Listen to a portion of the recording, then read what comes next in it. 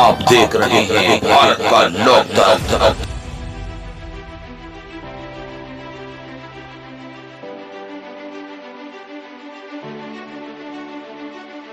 मौसम की तरह करवट लेती जा रही है उत्तराखंड की सियासत। 2022 के विधानसभा चुनाव में किसका होगा उत्तराखंड?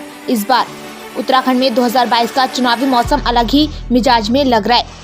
यूपी, उत्तराखंड और पंजाब के चुनावों पर हर किसी की निगाहें होंगी, पर इनमें सबसे ज्यादा उत्तराखंड की राजनीति सियासत किस ओर करवट लेगी, यह वाकई में दिलचस्प रहेगा।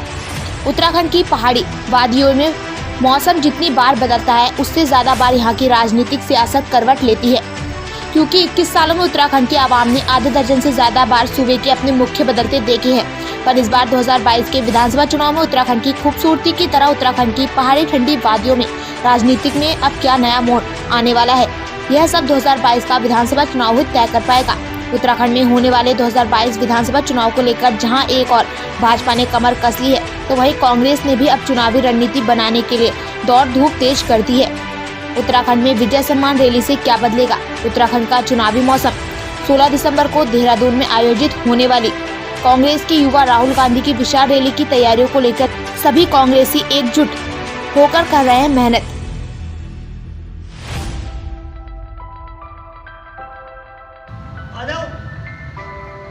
समारोह जिसको लेकर हरिद्वार जनपद के चाहे छोटा से कार्यकर्ता चाहे वो बड़े कार्यकर्ता, वे सब मिलजुल कर उसे सफल बनाने के लिए एकजुट हैं। और रही ज्वालापुर विधानसभा की,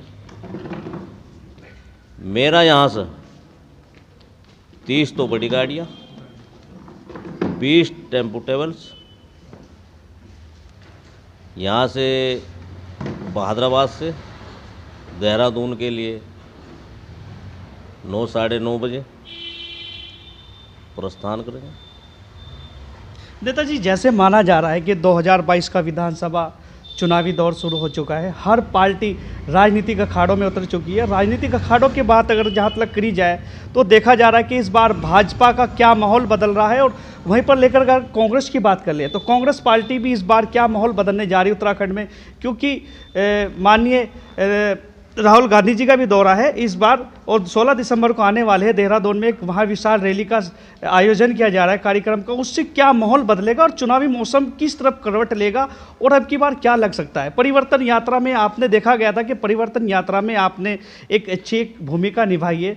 अपने 2 व्हीलर वाहन से ज्वालापुर विधानसभा क्षेत्र के हर गाँव देहात में जाकर आपने एक अच्छा प्रयास किया था परिवर्तन यात्रा को सफल बनाने के लिए। तो आप इस माहौल को कैसे बदलेंगे? जैसे कि माना जा रहा है कि महाविशाल रैली का एक सबसे बड़ा आयोजन किया जा रहा है उत्तराखंड में, क्योंकि चुनावी मौसम के दौर शुरू हो चुके हैं, उसमें इस बार का क्या माहौल बदलेगा और उसको लेकर जनता क्या चाहती है?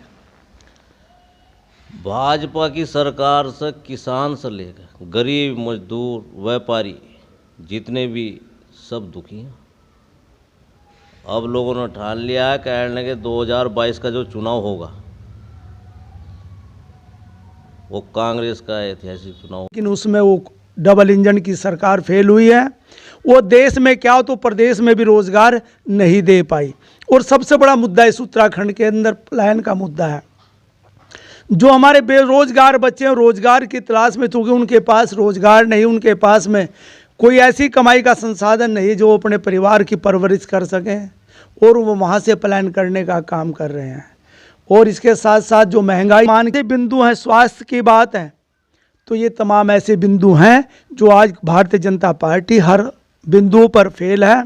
वो ये नहीं चाहती, केवल भावनाओं को भड़काकर यहाँ पर सत्ता पर काबिज हुई है, लेकिन उन्हें जनता के हित की कोई बात नहीं की। बल्कि मैं तो यहाँ तक भी कहना चाहूँगा कि 2 यहाँ पर बिचौलिए हैं जो इस देश को खरीदने का काम कर रहे हैं, और 2 वो लोग हैं जो इस देश को बेचने का काम कर रहे हैं। निश्चित तौर पर जो कांग्रेस पार्टी ने यहाँ पर विकास, समग्र विकास किया, जो यहाँ पर तमाम योजनाएं लाकर महिलाओं का उत्थान किया, यहाँ पर जो हमारे युवाओं का उत्थान किया, जो यहाँ पर दूरसंचार व्यवस्था को वो किया, यहाँ पर जो स्टील अथॉरिटी थी उसे लागू करके उन्होंने जो एक अच्छा ऐतिहासिक काम किया था, ये तमाम कार्य भारतीय जनता पार्टी उन पर बेचने का काम कर रही है निजीकरण के माध्यम से। और निश्चित तौर पर ये तमाम बिंदु कल हमारी रैली माननीय राहुल गांधी जी, जो किसानों के साथ भी जो 3 काले कानून थे उन पर भी विस्तृत चर्चा होगी, जो हमारी MSP की बात है उस पर भी चर्चा होगी, जो हमारे किसान इस आंदोलन में जो शहीद हुए हैं उन पर भी चर्चा होगी। तमाम बिंदुओं पर माननीय हमारे राहुल गांधी जी यहाँ पर इस परेड ग्राउंड में एक ऐतिहासिक रैली को संबोधित करेंगे। इसलिए जनता परिवर्तन चाहती है। मैं आप लोगों के चैनल के माध्यम से आप लोगों के विश्वास दिलाना चाहता हूं कि कल की रैली एक ऐतिहासिक रैली होगी और इस रैली में वो तमाम समाज के लोग, जो सर्व समाज के भाई, चूँकि कांग्रेस पार्टी का नारा रहा है कि हिंदू मुस्लिम सिख ईसाई सब आपस में भाई भाई, कांग्रेस पार्टी ये चाहती है कि हम तमाम समाज के लोगों को एक सूत्र में पिरोकर चलें और इस देश पर जिनके हक हकूक़ छीने गए हैं उन लोगों को वो हक हकूक़ दिए जाएं, रोज़गार दिए जाएं। जहाँ तक त्रिस्तरीय पंचायत का सवाल है, चूँकि इसका समय काफ़ी पहले निकल चुका है, अगर भारतीय जनता पार्टी की मंशा साफ होती, क्योंकि जिस तरीके से कांग्रेस पार्टी ने समय रहते हुए हर काम को करने का काम किया, लेकिन भारतीय जनता मुख्यमंत्री हैं और यहाँ तक कि जो यहाँ का देश का नेतृत्व भी है वो भी नहीं चाहता, चूँकि यहाँ की जो रिपोर्ट उन्होंने भेजी है, अगर वो यहाँ पर त्रिस्तरीय पंचायत मान्य नेता हैं और हर कांग्रेसी आज ये चाहता है कि राहुल जी उनके बीच में आए और उनके बीच में आके अपनी बात रखें, क्योंकि राहुल गांधी जितना आज हम देखते हैं कि एनालिसिस करते हैं चीज़ों की, बहुत कम लोग कर पाते हैं। राहुल गांधी आ रहे हैं, सबसे पहले उनका स्वागत है। और जहाँ तक हमारे उत्तराखंड की बात है, उत्तराखंड में अभी ये चुनाव माहौल भी बन चुका है और राहुल जी आ रहे हैं। ये समझ लीजिए कि राहुल जी की रैली में कम से कम 1 लाख लोग इकट्ठा हो रहे हैं और लोगों के सुनने के लिए इतनी उत्सुकता है। मैं आपको बता देता हूँ, मेरी विधानसभा में मैंने जितना टारगेट दिया था वहाँ पे मैं बोल के आया था कि मैं 20 मेटाडोर और 5 बसें करके दूंगा। इसके साथ ही जो लोग गाड़ियों से और वो बसों के इनके मेटाडोर के अलावा अपने साधनों से जाने वाले लोगों की संख्या उससे भी ज़्यादा है। और इसी प्रकार से हर विधानसभा में हमारे यहाँ ये माहौल बना हुआ है। पूरे उत्तराखंड का यही माहौल है। मेरे पास काशीपुर तक के फ़ोन आए हैं कि हमारे 400 आदमियों का इंतजाम करा दो, हमारे पास 300 आदमियों का इंतजाम करा दो।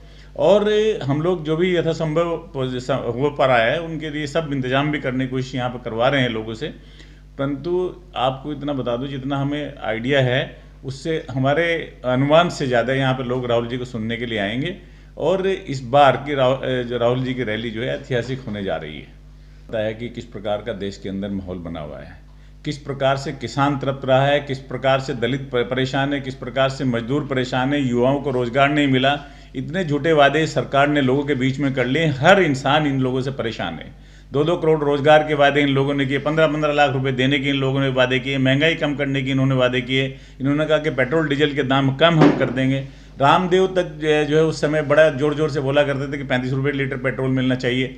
और आज के समय में पेट्रोल तो गया, दूसरी तरफ मैं आपको बता दूं गैस और खाने का जो तेल है उस पर हाथ नहीं रखा जा रहा है। 200 रुपये के ऊपर खाने का तेल मिल रहा है। गैस के दाम हर महीने ये लोग बढ़ा देते हैं। आज गृहिणियाँ इनको गालियाँ दे रही हैं और देश के अंदर ये माहौल बन चुका है कि इस बार जो किसी तरह से भी जल्दी से जल्दी चुनाव और इसे भाजपा को हम पलट कर रख दें। इस परिप्रेक्ष्य में ये रैली नहीं होने जा रही है और ये निश्चित तौर पे इस बार कांग्रेस की सरकारें बनने जा रही हैं और लोगों ने तय कर लिया है कि भाजपा को भगाओ और कांग्रेस को लेके आओ। आपने किया है, आप लोग इससे खुद अंदाज़ा लगा सकते हैं कि भाजपा कहाँ खड़ी हुई है, क्योंकि समय पर चुनाव न करा पाना एक सरकार की विफलता तो है ही है। उनको डर है, उनको पता है कि वो निश्चित तौर से फेल होने जा रहे हैं और नंगे हो जाएंगे और उस नंगेपन का जो है लोग बाग उनको जवाब दे देंगे बहुत जल्दी। इसलिए जो है वो डर के चुनाव नहीं करा रहे। न्यूज़ के जो दर्शक हैं, आपके श्रोता हैं, उनको नमस्कार करता हूं। और जैसा कि आपने पूछा तो उत्तराखंड में जो ये देहरादून में कल विजय सम्मान दिवस के रूप में जो रैली मनाई जा रही है, 1971 में जो हमारे शहीद हुए थे उनको सम्मानित करने के लिए, तो उसमें ज्वालापुर विधानसभा का AICC की तरफ से मुझे प्रभारी नियुक्त किया गया है। तो मैं प्रभारी होने के नाते मैंने ज्वालापुर विधानसभा में काफ़ी जगह मैं गया हूं, तो मेरे हिसाब से ज्वालापुर विधानसभा की जो जनता है उसमें इस रैली के लिए भारी जोश और उत्साह है। और मैं आशा करता हूं कि इस प्रदेश स्तरीय रैली में ज्वालापुर विधानसभा अपनी प्रतिभागिता है जो वो भारी संख्या में सुनिश्चित करेगी।